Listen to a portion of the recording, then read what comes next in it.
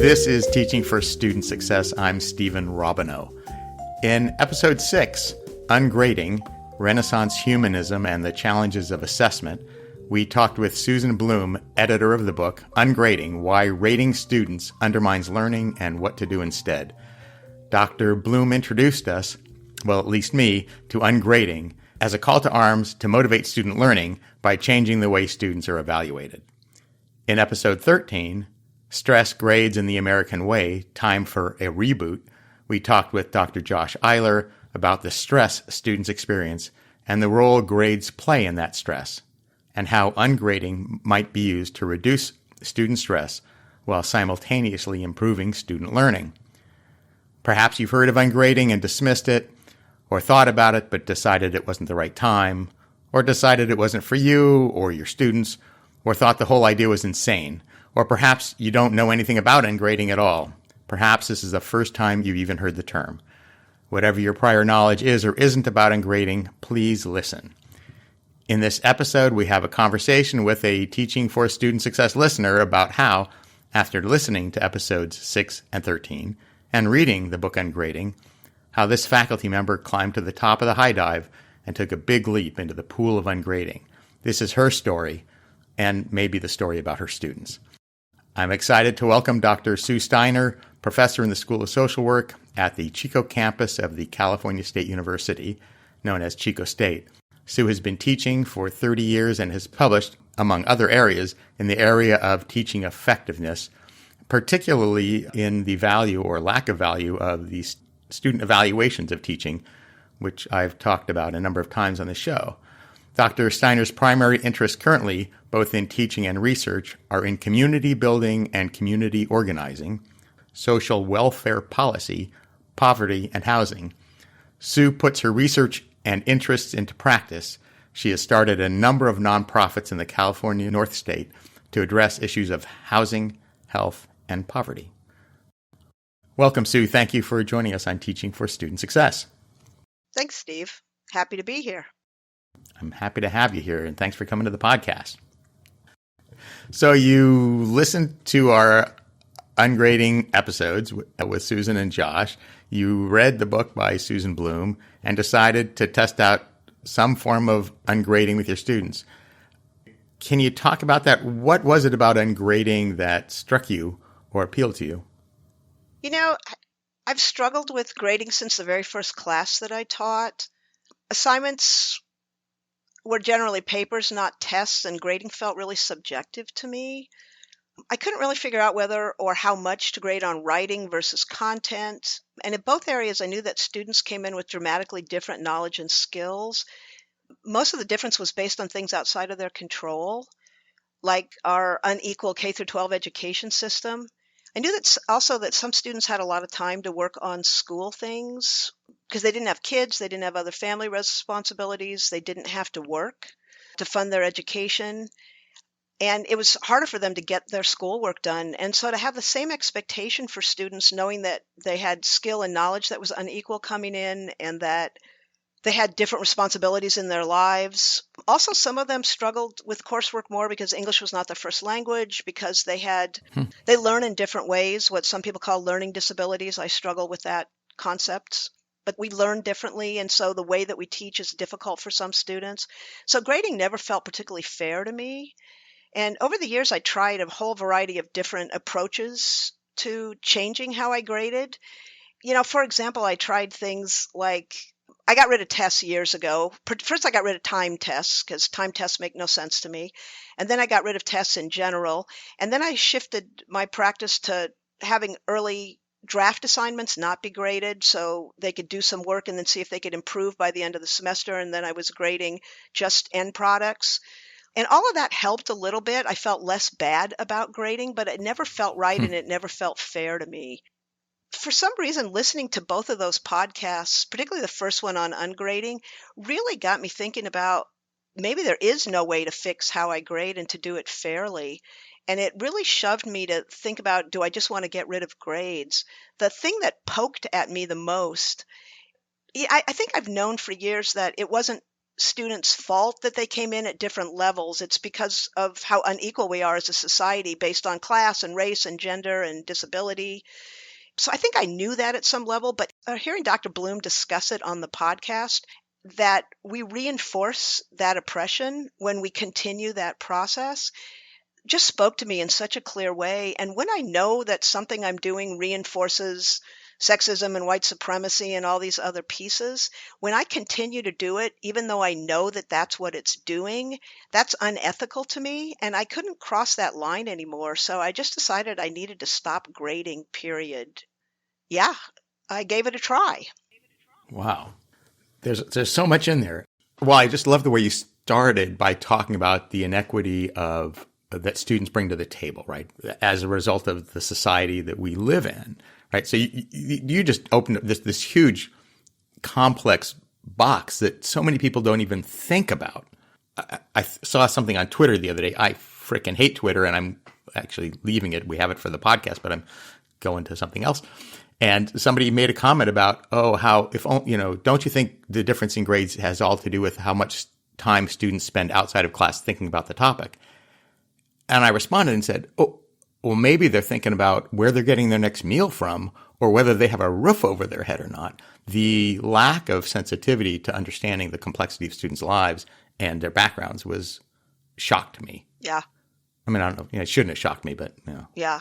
It's interesting to me that some of it is this is such a good fit for my field, social work, that part of our values and ethics, our professional ethics, are that we're supposed to see oppression where it exists, and then we're supposed to act on it.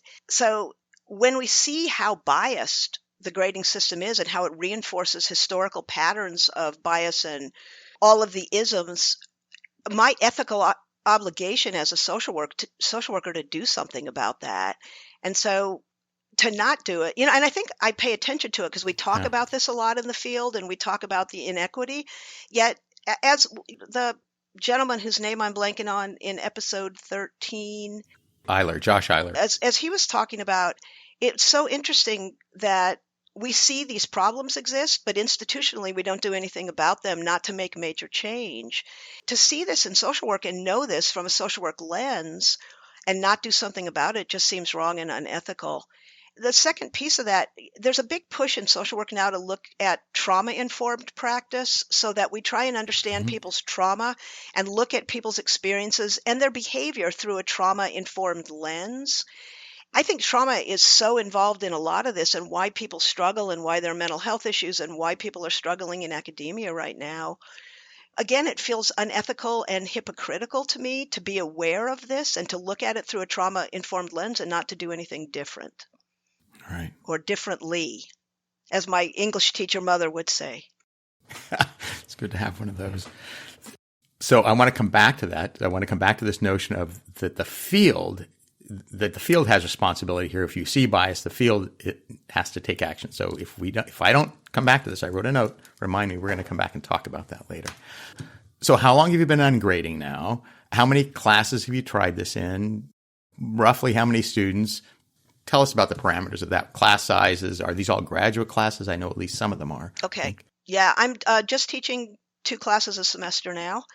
I've done this for 2 semesters. I did it last spring and I'm doing it this fall in both of my graduate classes. I'm only teaching 1 undergraduate class and it's already a pass-fail class, so not an option in there.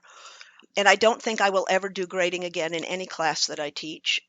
They've both been, advanced master's level classes so far. Okay. So let's talk about what your flavor of ungrading looked like, because it comes in there's lots of flavors it can come in. Yep.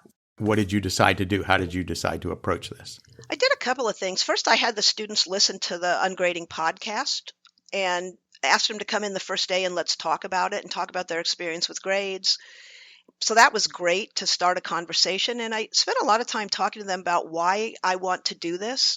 Both from a student learning perspective, it's pretty clear to me that extrinsic motivations don't work particularly well. I teach a program development class and we talk about what motivates behavior change. And I've got a variety of research studies that I use in that class that show that intrinsic motivation works much better than extrinsic motivation. So I talk to them about that and about learning and where their motivation for learning can come from.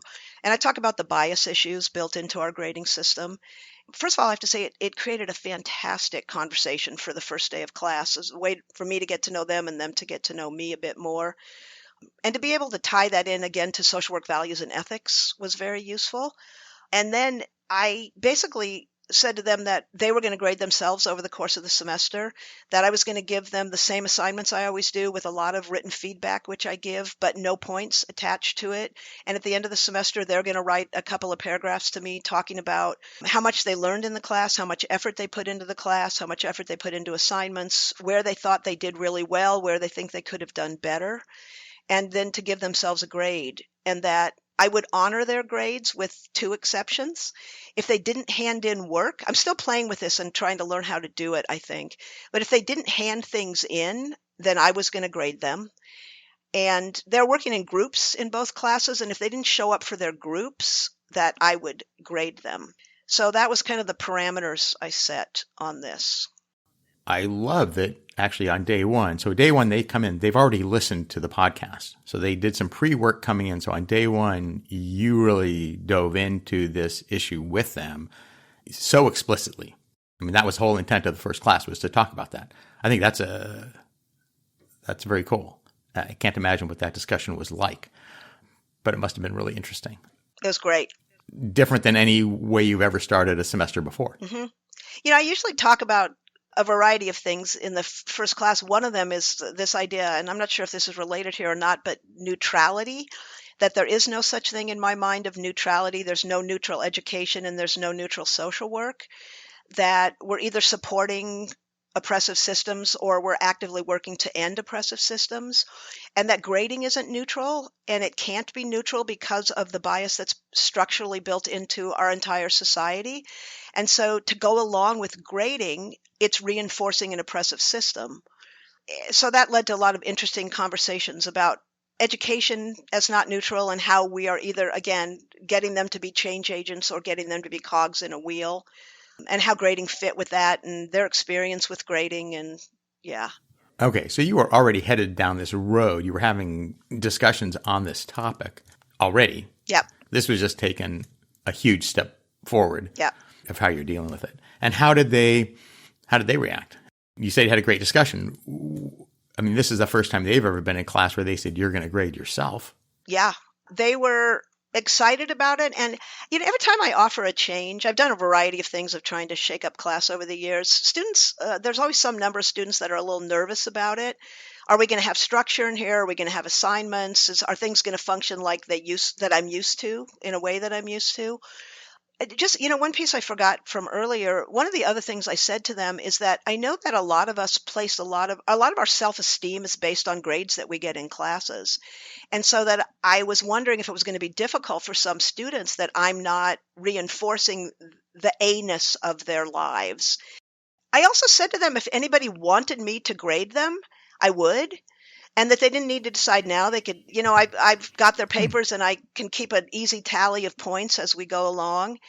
I would be happy to give grades at the end of the semester if anybody wanted them to. So I think maybe that calmed them down a little. But I think in general, students were pretty excited about it from the beginning and, saw the potential of it being something beneficial for them and being different. And how do they do on turning in assignments and attending group work? A couple of things you were monitoring. I have to say I've been astonished in so many ways by this process. I was excited about it, and I was also a little nervous about it. I believe that most of us want to do well, and we want to do the right thing for intrinsic, not necessarily extrinsic reasons. And I wasn't sure that was true, so I was kind of curious what I was going to see, how this played out in class. I don't believe in taking attendance and penalizing people for missing class because it feels like a grading thing to me. People's lives are so complicated. Just as an aside, our social work students, particularly our graduate students, but it's also true of our undergrads, tend to be older than a lot of traditional age college students. The majority of our students have kids. We've got lots of single parents. The vast majority of our students have to work in addition to full-time school, in addition to big unpaid internship hours that we require as a profession. And they're just swamped and they're overwhelmed. I don't penalize for attendance because I know how busy students' lives are, and I know that it's unequal responsibility. So they can't always get to class. And I found both last year and this semester that attendance was every bit as good as it is ever in my classes. Very few students tend to miss class. For the first 7 weeks of class, I didn't have a single person miss any classes this semester. I had a couple show up on Zoom with positive COVID tests and a positive strep test, and happily they were on Zoom, but everybody was there. And over the course of the semester, I had very few people miss any class. So even though they weren't getting graded, they were showing up. Every single person handed in every single assignment, both last year and this year. It wasn't a problem at all. Not only were they showing up for their groups, but I think they were doing better in their groups. I got feedback from a lot of students that a lot of them hate group work because their grade is dependent on somebody else's effort. I think groups are really important. I teach about community organizing and social policy advocacy, and those aren't things you can do on your own. You have to learn to work with other people. The resistance students have toward group work because of the grading piece really hurts their effort and hurts their learning. I heard repeatedly from students that these were the best group experiences they've ever had. They could work together. They could support each other. It was okay if somebody wasn't doing work up to somebody else's standards because they weren't getting graded on it. So they threw themselves into groups in a really healthy way. They showed up for each other. They were by far the best group experiences I've had in 30 years of teaching. Ooh, that's a big statement because I was going to ask, how do you measure that compared to past experiences? Well, I'll add one quick thing that's interesting to me, that I make them do group work in different classes for the reasons I stated. And sometimes I don't want to make them do group work because it's so much work. When groups start to fall apart, it's just a mess. And I had none of that last year or this year. For the first times probably ever, no groups fell apart. People were supportive of each other and kinder to each other. Yeah, it was great. It's made my life a lot better in addition to making students' lives better. That's stunning. Because I assume every year, 10 or 15% of your groups you have issues with. Oh, yeah. Yeah, easily. Some percentage, right? Yeah. So that's stunning. So for the first time ever in 2 semesters of group work, no problem. Yeah, it was lovely.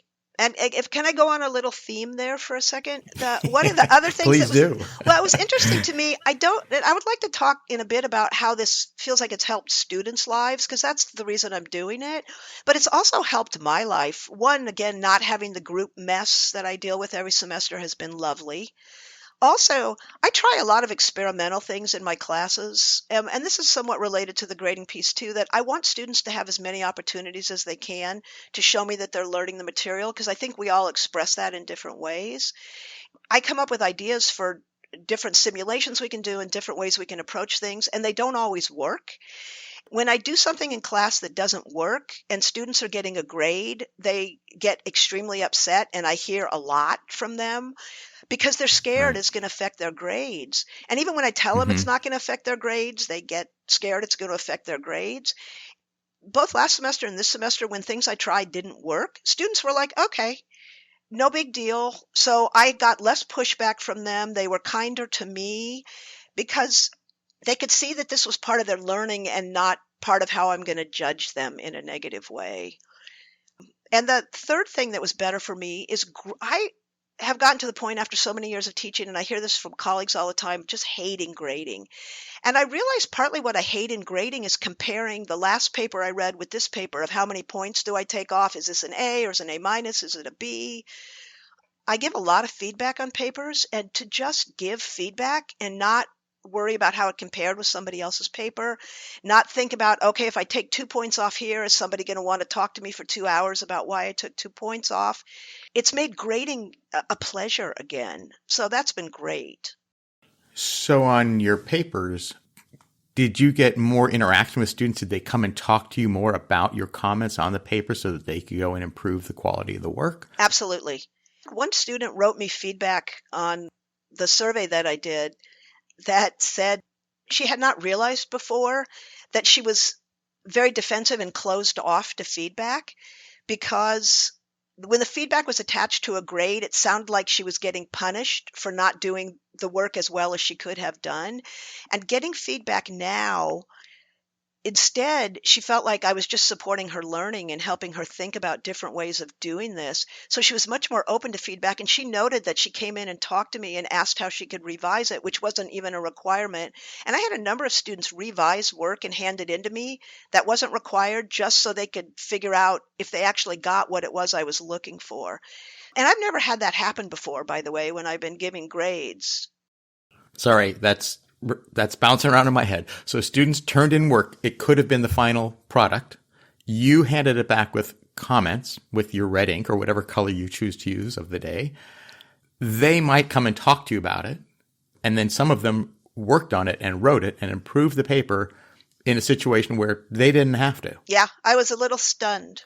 Yeah. Yeah. And, related to that, I actually thought students, even though I tried this and believed in it, I wasn't sure that students would try as hard as they had when I was giving them a grade. And that hasn't been my experience at all.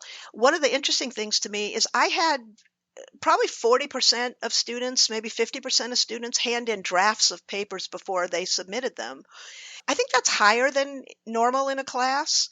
And I talked to them about it you're not getting a grade. Why are you doing this? And they said, we want to make sure we're getting it, that they wanted to make sure that they were learning.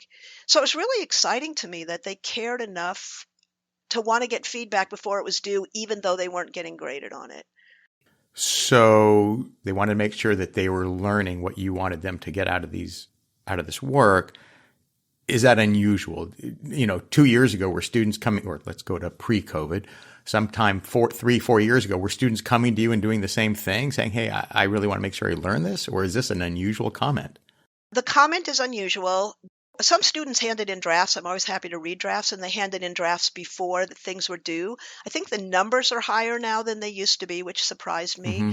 But students in the past would say, I want to make sure this is what you want. I really want an A. It really was very grade focused. And now it's really much more, I want to know if I'm doing this right, because it's important that I learn it. Wow. You wanted to talk about how this helps students. So let's sort of turn the tables now and talk about that, because it sounds like one of the ways, at least it appears to you that it has helped students, is that they're no longer focusing on their grade. Here's this work, here's the grade, as opposed to now it's here's the work. Am I learning what I need to learn here? Yeah. It's interesting in our field because they're going to be going out and practice what they're learning. And I'm hearing from a lot of them, I want to be the best social worker that I can be. And I do think that's been a shift, that it's not I want to get this grade, but that I actually want to learn this material so that I can go out and do it well in the field. Both verbal comments and written comments I got from students were around a number of themes. Almost every student said that it reduced their stress, which I think is great. And quite a few of them said when they were less stressed, they were more able to learn effectively. And I think we know that from particularly the psychology literature, that a little bit of stress is helpful and a lot of stress is very detrimental. I mentioned earlier, our students are stressed beyond belief. Can't even figure out how most of them get up and manage their days when I hear about their lives. The added pressure and the added stress of grading just seems to make that worse and makes them unable to take in much in terms of learning. So a lot of them said they were less stressed and they were more open to learning. The feedback I got both last year and this year also was that they were more willing to take risks. A number of students told me that on their papers and projects, they frequently did the same topic over and over again because they already had a basic lit review that they've done for another class and they didn't have to redo the work. And I heard from quite a few students that they were doing things they were really interested in that were new, that they haven't done before, because they knew the grade didn't matter, so they were willing to delve into the learning in a very different way. So I thought that was exciting. I also found when I do classroom activities where they have to come up and role play or do other things in class, students are more willing to do it, again, because it's not getting graded. I just keep reinforcing it's about learning, and they get that. Yeah, I think I mentioned this earlier, and I'll say it again because it was such a big deal for me. A number of students told me that when they see feedback now that I give them in a very different way, that to them a lower grade or missed points felt like a punishment for something they weren't doing right. And now feedback feels like I'm just urging them to learn more. So they hear it in a very different way, and they seem much more open to it. Yeah, so it really is constructive criticism, not just criticism. Yeah. And a grade, of course, as everybody's experienced, the minute students see a grade, that's the end of it. They see a grade, they throw the paper in the back of the car, or in the back seat, or wherever they put it, and they never think about it again, as opposed to, here's comments, there's no grade, and what I'm hearing from you is that students are really taking that to heart and either continuing to work or at least being open to the commentary, the comments that you've made, and really in a more thoughtful and thought-provoking way for them. Yes. Deeper learning. Yeah. And I would say that it reminds me a little bit. When I first started teaching, I had a colleague in Arizona who said to me, don't ever give a student an 89. If you're going to give them a grade, give them an 88, because if you give them an 89, it's 1 point and they're going to come in and badger you to give them an extra point. And it struck me then about how ridiculous grades are, because if that's what's shaping my grading decision, and it was, honestly, I listened to that and I took it to heart, because I get so tired of arguing with students over a point. I didn't care what grade they were getting. A point was ludicrous to me.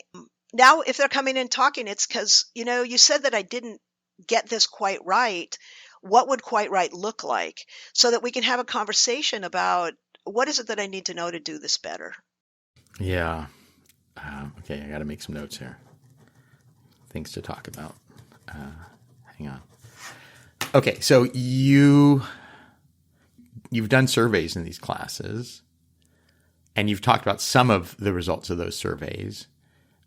What else came out of those surveys that you found interesting, particularly compared to prior years? It's not like you're a new teacher. No. You have lots of experience. I'm an old teacher. I didn't mean that. I feel it. It's all right. So I sent out a survey to my class, and I want to talk a little bit more about it later, but the faculty asked me to come in and talk to them about ungrading this year, and a number of other faculty are doing this, and so a couple others did surveys in there. They used my survey in their classes as well. Oh. Yeah, so we're trying to get some data to share with other faculty about what's working and what's not working. Mm-hmm.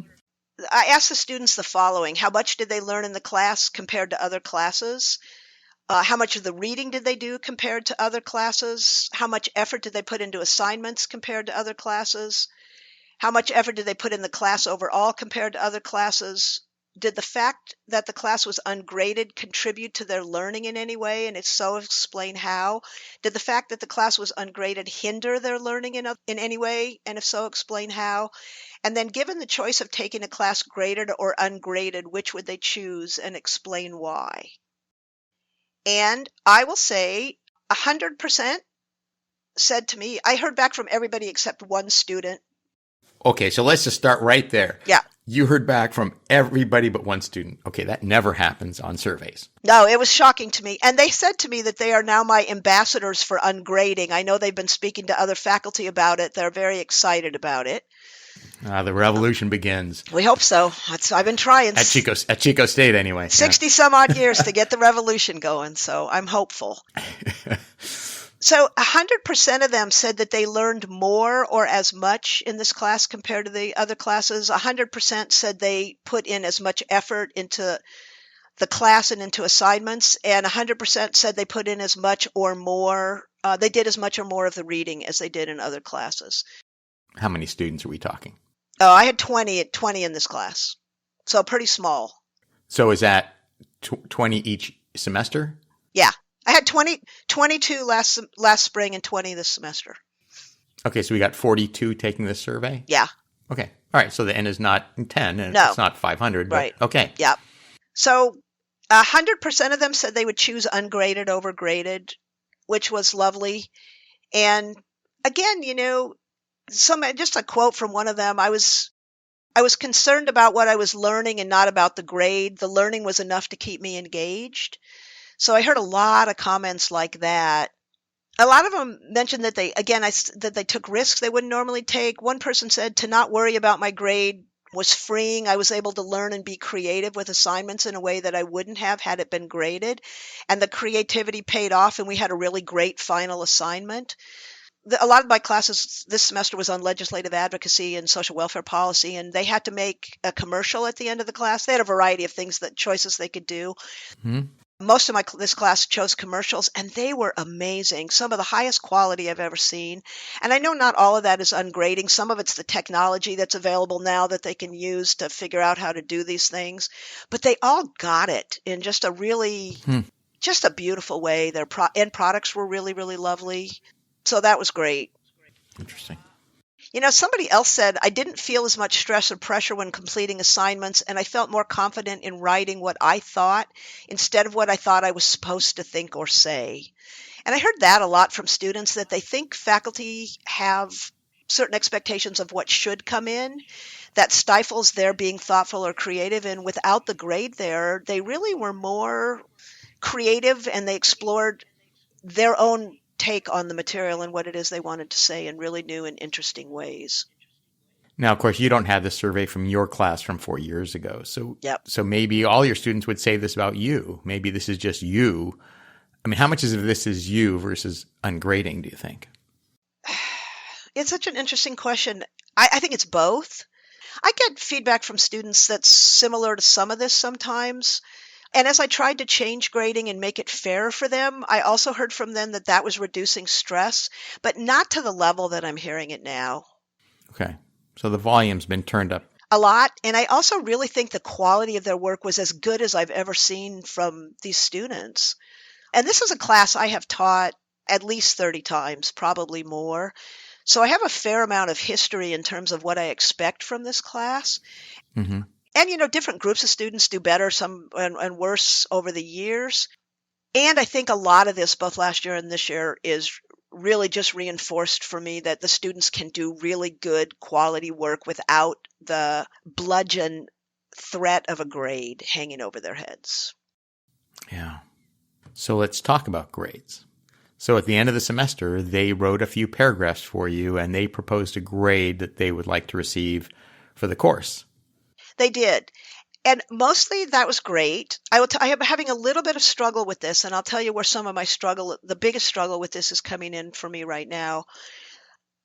I think there's a fair amount of research out there, and I have a lot of experience out there that, particularly gender, but I think there's other factors as well, come into play about how we speak about ourselves and think about ourselves. Sure.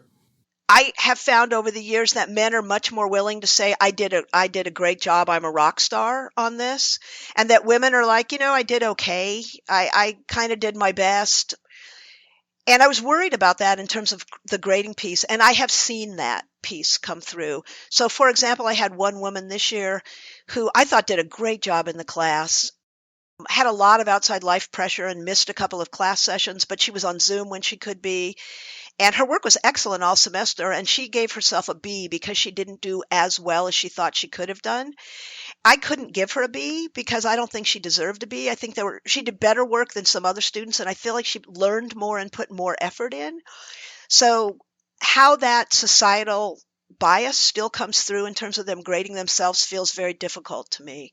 I actually talked to students about that at the beginning of the year, that how we think about ourselves is not an individual issue. It's how we've been taught to think about ourselves in a society where there's racial and gender and other bias. I wanted them to think about how they talk about themselves. So she was one example of somebody who graded herself lower than I thought she deserved. I had two men this semester, one who gave himself an A+, which I had not seen before, and the other who said his work was truly outstanding. And they both might have been true, but it's not something any of the women I don't think would have said. So even just from a gender perspective, and I think race comes in there and class comes in there. So that was really difficult for me, and it's still feeling difficult for me. And what I decided to do is just give them all A's. I think they worked hard and they deserved it, and they all made a case for learning. And I will say it's also different a little bit at the graduate level. 70% of our grad students get A's anyway, and the others maybe get an A- or a periodic B. So it's not much of a shift from how I would have graded before this. Yeah. And that's something I would love to talk to other people about and read more about, how people get past that issue of self-grading and the bias that's built into that. Yeah, it's a graduate class, so the grades are different and less, and in many ways, as we know, so much less important. Yeah, they don't matter at all. They're not going to grad school. The few that are going to go on and get a PhD, I have been on PhD admission committees before. We don't even look at master's grades because they're so similar. There's so little variability that they're not useful. We look at undergrad grades. So the grades that I give Yeah. them truly make no difference to anybody for Right. any reason. Well, that's sort of nice too. Yeah. It takes the pressure off you. Yeah. Right. But in spite of that, you said earlier, you talked about the thing you hate about your job most is the grading. Of course, you do teach undergrads as well. So it's more of a role there, but grading is a stress for you. Yeah. So you've done this in a modest size graduate course. You've got an undergraduate course that you teach. Are you thinking about taking ungrading to the undergraduate level? I absolutely would. The course I'm teaching is a field seminar course, and it's all pass-fail. Oh, So, this was the pass-fail yeah, one. Right, so I right, can't do it in there.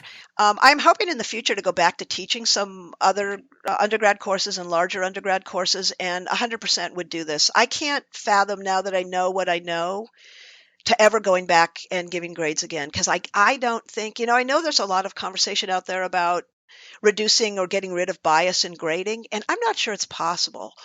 I don't know how to do it yet, and I can't figure out how to do it. And when I know that what I'm doing is reinforcing the bias, even teaching a large undergrad class, I can't fathom going back to giving grades.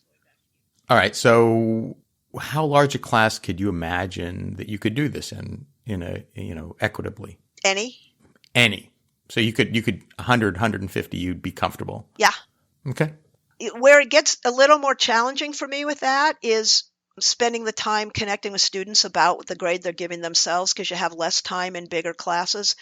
So it's reading through all the things. It feels more complicated to me. Now if my students, like the student that gave herself a B, I had a conversation with her about, I don't know about this, and this doesn't seem right to me. That feels much harder when you have 150 students in a class that you're trying to manage that with. So I think it would take a lot more thought on my part about how to do that well and how to do it fairly. Mm-hmm. So you'd have to think about assignments, class structure, assignment structure, really, about how do you grade and how do you provide evaluations and assessments. Yep. Evaluations, right? Evaluations. Yep. Because you're providing evaluation information for them all the time. Yep. Right. You're not assessing them in terms of providing a score. Interesting. So class size doesn't scare you. It's just a problem that you'd have to figure out how to solve. Yes, and it's a theoretical problem right now. So if it was it's happening tomorrow problem, I don't know if I would think about it in the same way. I would hope I would. Okay. But you would make every effort to do it. I would. Because the ethical aspects of it don't allow you to provide grades anymore, essentially. Yep. That's the challenge. Interesting. Okay, so which way should we take this? So let's talk about your department then, because you raised the issue. You said, your department, sounds like they used the same survey you used in some number of classes. A couple. So that you had some not controlled data, but some comparative data. Yep. And it sounds like you have departmental interests. So let's talk about both of those things. Well, first I would say that students in my class went and talked to lots of other faculty about, Sue's not giving us grades, why are you giving us grades? And she said that it's a justice issue, and you say you believe in justice. Our students like to advocate for themselves. Okay. So how can you still give grades when it's not just? So my faculty members wanted to chat with me about that. Some because they were irritated, and some because they were interested. And they asked me to come talk to faculty in a faculty meeting about this process. So I shared the podcast on ungrading and other material that I had found online and asked people to look over it before I came in. And we had a good half-hour, 45-minute conversation about it and what's working and where it's challenging. Faculty had a lot of questions, which we discussed. And after that, I think there are 4 of us this semester that I know of in the department. We're a fairly small department that are trying ungrading in classes. I've had a number of faculty reach out to me, including one who just reached out to me. I'm meeting with her tomorrow morning to talk about it and talk about how it worked and what the challenges were and how they can approach it.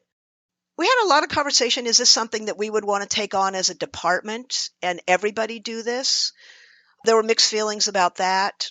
Or is it something that people want to try a little at a time? I know of at least 3 other colleagues that in the spring are not going to be doing grading and are going to try this process.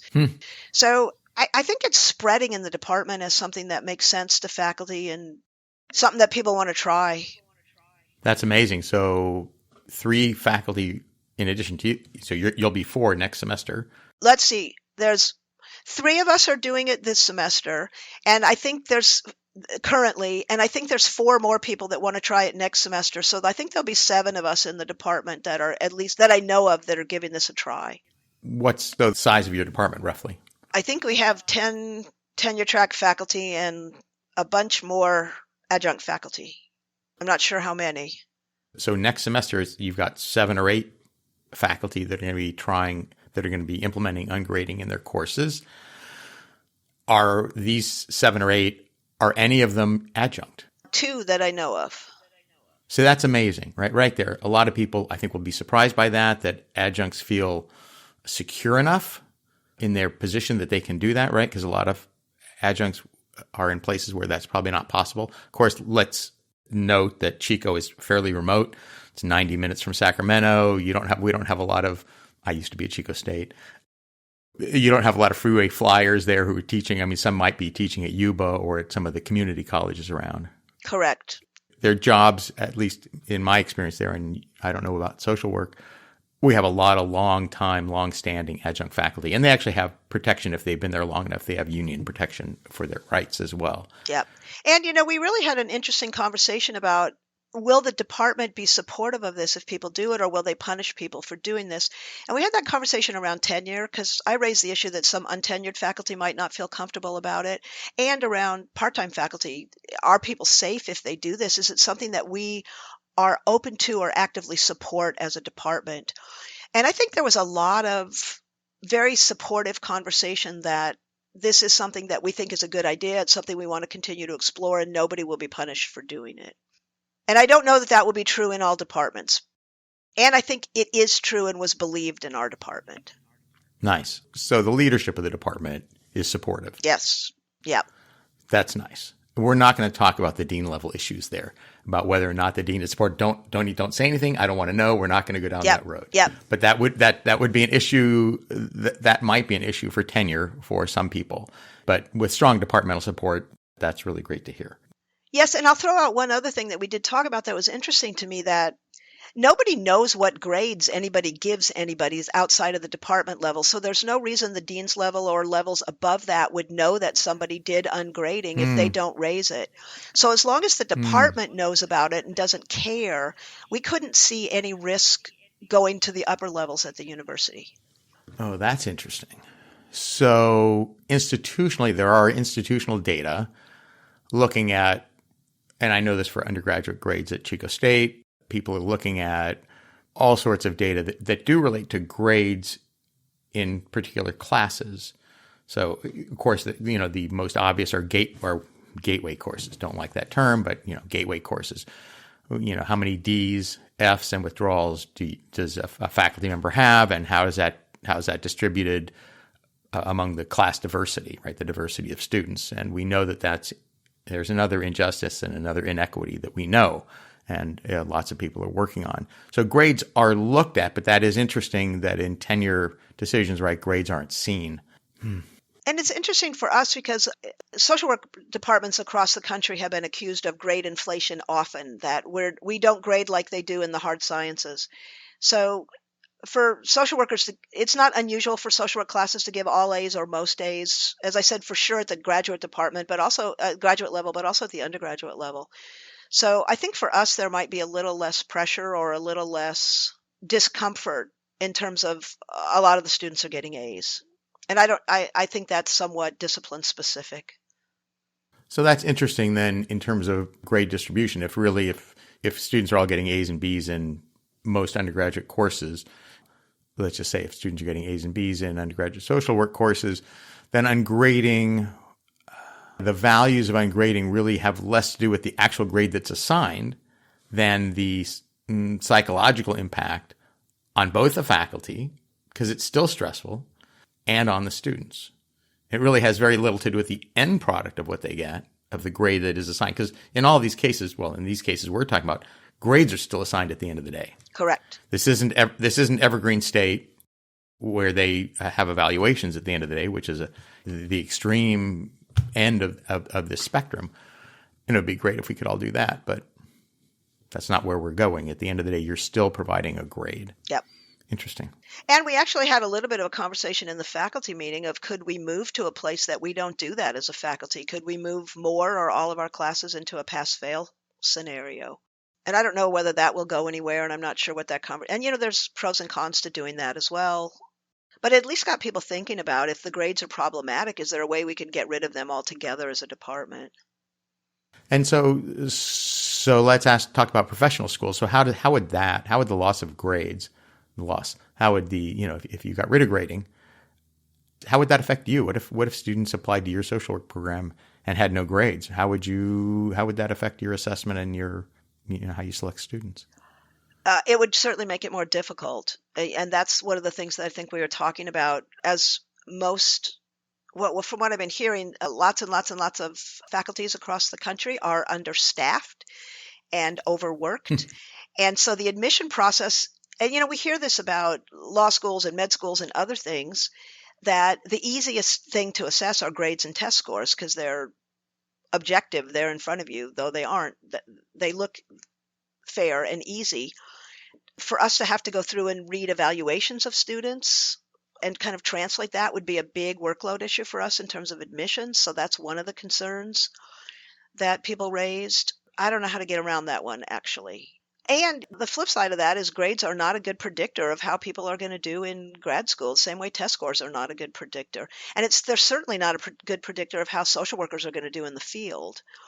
I have students that have really struggled academically that I see in the field, and they are just rock star social workers. So the two don't seem very highly correlated to me.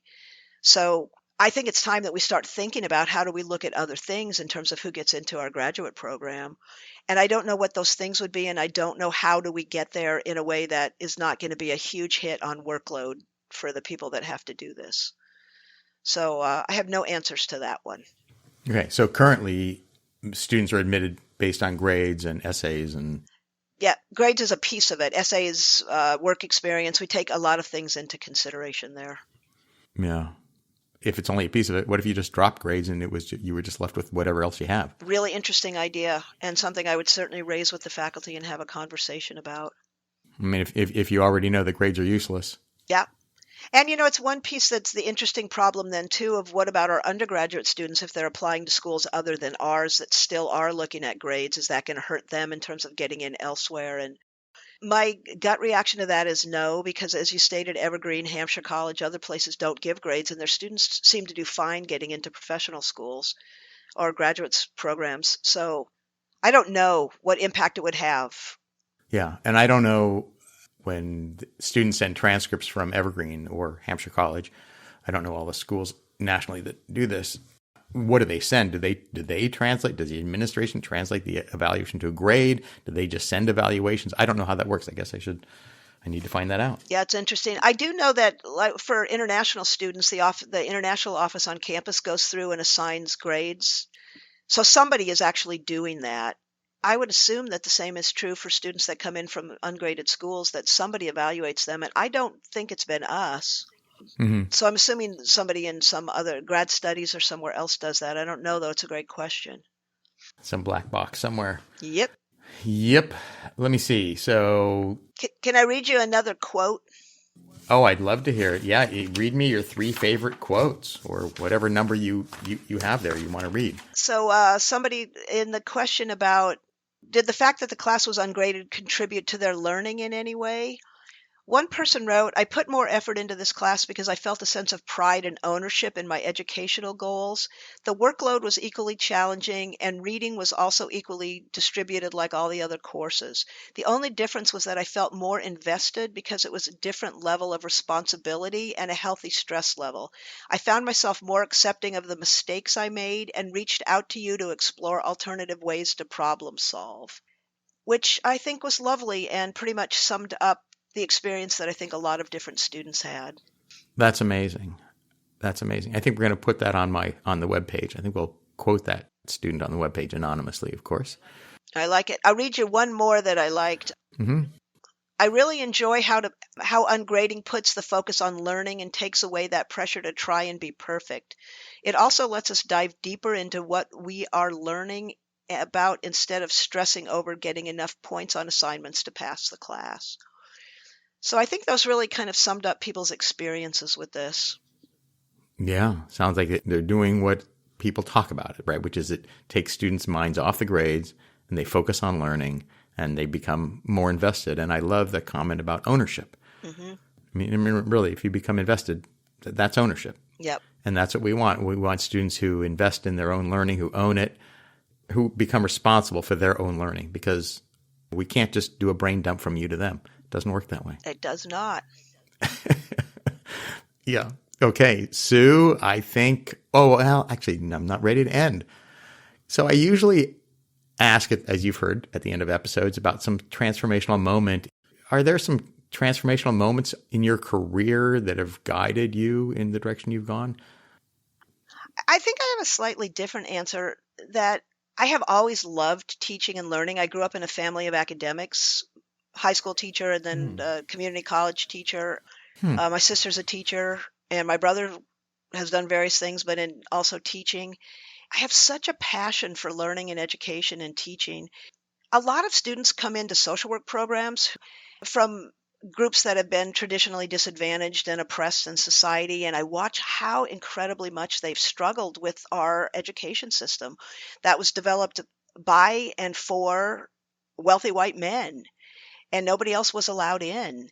And we haven't changed the system very much since it was developed for wealthy white men. And it isn't a system that works for so many of the students that come through our programs. And watching how they struggle and how committed they are to their education in spite of the tremendous barriers that we place in front of them all the time really, really affected me to wanting to figure out, how can I be the most equitable, fair, decent faculty member that I can be in this setting, given that I know how broken the setting is and how it wasn't designed to work for them or to make them successful. How can I change what I do in a way to be able to make them successful? So that's one piece. And I will give a second piece that was very transformational to me. When I was at Arizona State, we had a distance program that we taught up at Flagstaff. 70 to 80% of our students were indigenous students from the Hopi and the Navajo tribes. Before that, I had had one or two indigenous students in class. Their voices were completely overshadowed by other students. The first time I went to teach up there and I presented what I was planning on doing for the class, because they were in a rare moment in their lives, the majority in the room, I got a lot of pushback about, this doesn't work for us. It doesn't work culturally for us. It doesn't work educationally for us. So I stopped and said, what does work? What can we do with the assignments? What can we do with the class? What can we do with how I approach the material that fits better for you? I learned so much in the 5, 6 years I taught up there from students up there that really reminded me of my cultural bias that was so ever present in my teaching that I didn't notice. And that we get pushback from one or two students and we write it off as, this is a discontented student for some reason. But when it was in my face that it was the majority of students in class and they really took time to explain to me how education has never worked for them culturally, it really kicked me to start to think about who's in my class and how do I need to think about doing things in such a different way to meet the really wide-ranging needs of students that are there that the system wasn't ever built to support or to encourage towards success. So that experience must have then impacted your work back at the main campus. So that must have changed how you approach your classes there as well. Yep, it's changed everything I do about my teaching in the years that have followed. Wow. That's a transformational moment. And I know I still have a long way to go with it. I still continue to learn from every class that I teach. I do things and they're like, nope. And I'm like, okay, you're absolutely right. That's a big nope, and I shouldn't be doing it. And how can I think about this differently? And, I used to be pretty hard on myself about it, and I'm not anymore because I can only look through the lens that I have. And I can be open and make my classes safe enough and comfortable enough that students can say to me, this isn't working for us. And that they can see that I'm going to honor their voices and make changes. So I think I try very hard to do that. So then let me back up and ask then, why social work? Why did you end up in social work? And was that where you were always headed? From the time I was little, that's where I was headed. I wanted to drive a garbage truck when I was very little, but when I got over that piece, social work felt like somewhat because of my upbringing. My parents had me involved in social change things from the time I was little. My mom had me knocking on doors for elections when I was 8. Okay. And so there was always a push to make things different. I went into the macro side of social work, which is about community change and policy change. Yeah, I never really had a choice about that. It always felt like the direction that I needed to go. Yeah, that was home for you. At home and your home. Yep. It just became the comfortable place. Yep. That's cool. That's great. Sue, I think we're gonna call it right there. I want to thank you so much for taking the time to talk to me today. I'll say at this point it's pretty clear we're friends, but we've known each other for some number of years, and I always enjoy our conversations. Thank you. It was a real pleasure. I'm so excited about this topic, and I'm excited that your podcast led me down a road that finally makes me feel like I'm doing the equitable job I should be doing around grading in the classroom. So I'm excited to talk about it.